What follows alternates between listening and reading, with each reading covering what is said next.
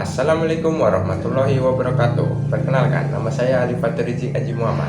Saya adalah peserta Latsar CPNS Kementerian Perhubungan tahun 2022, gelombang 6, angkatan 50, kelompok 2. Nah, di video kali ini kita akan bertanya nih kepada 3 orang mengenai pemahaman terhadap bela negara dan kesiapsiagaan bela negara. Mari kita ke videonya. Oke, jadi kita di sini dengan narasumber yang pertama yaitu dengan Mas Arif. Ya, Mas Arif, untuk pemahaman tentang bela negara itu seperti apa ya, Mas? Kalau menurut saya yang namanya bela negara itu adalah upaya warga negara mempertahankan ideologi, mempertahankan jati diri, mempertahankan keadaan di mana keinginan negara itu terwujud.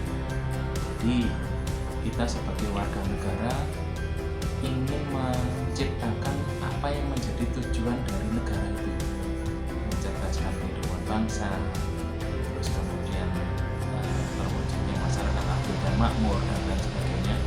Barangkali mungkin kita tidak bisa melaksanakan sendiri, akan tetapi dari hal yang kecil, dari hal sebagai seorang warga negara yang hanya satu orang, itu bagaimana kita mewujudkan, mengaplikasikan diri kita untuk bisa menjalankan apa yang menjadi tugas dan kewajiban kita, sehingga kegiatan ini ataupun apa yang dilakukan itu bisa menjadi bagian kecil dari perwujudan tujuan-tujuan dari negara tersebut. Oke, siap. Terima kasih atas penjelasannya Mas Arif, dan saya tutup untuk narasumber yang pertama. Nah, kita sudah berada dengan narasumber yang kedua yaitu Mas Eja. Nah, menurut Mas Eja, apa pemahaman terhadap kesiapsiagaan bela negara itu? Jadi ya sebagai warga negara kita itu harus memiliki jiwa atau sikap siap siaga untuk membela negara kita ini.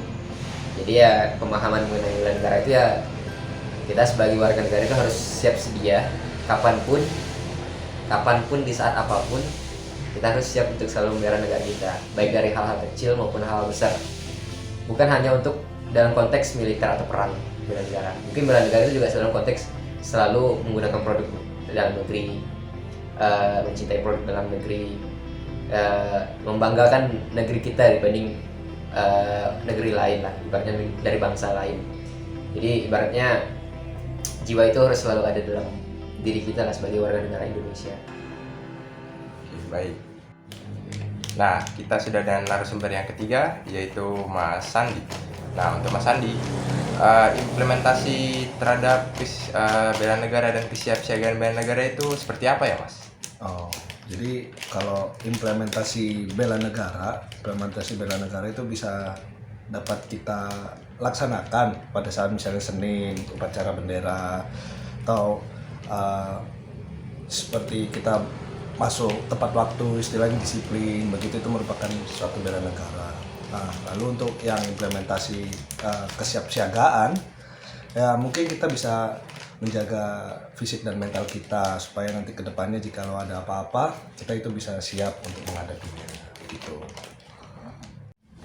Nah, berakhirlah sosial eksperimen tanya mereka mengenai pemahaman terhadap bela negara dan kesiapsiagaan bela negara. Saya Alifat Rizik. Mohon maaf apabila ada salah kata. Saya pamit undur diri. Wassalamualaikum warahmatullahi wabarakatuh.